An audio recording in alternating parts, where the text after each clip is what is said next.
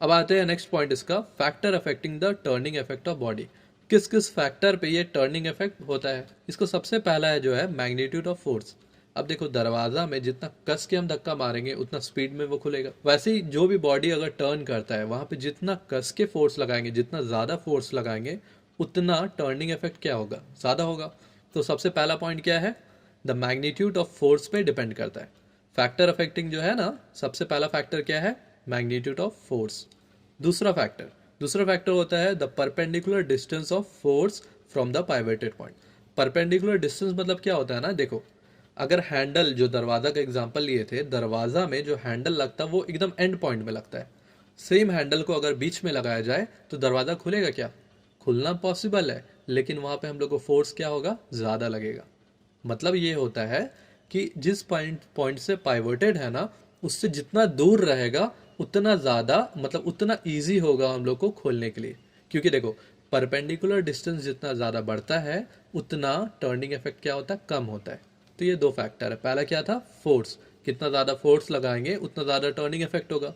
दूसरा पॉइंट क्या था हम लोग का, परपेंडिकुलर डिस्टेंस।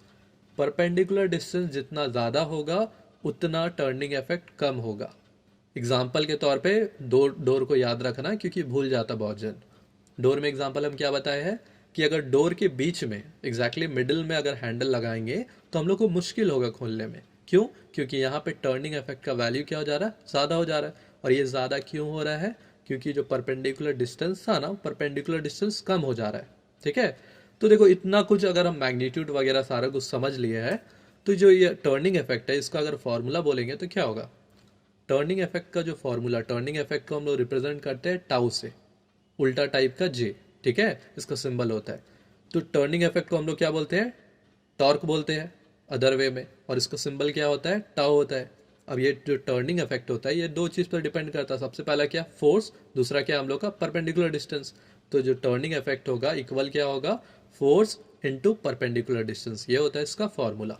मतलब कि जो हम लोग का टॉर्क होता है या टर्निंग इफेक्ट होता है इक्वल होगा force into perpendicular distance. Perpendicular distance पे डिपेंड करेगा। तो परपेंडिकुलर डिस्टेंस जितना ज़्यादा होगा उतना टर्निंग इफेक्ट क्या होगा, कम होगा।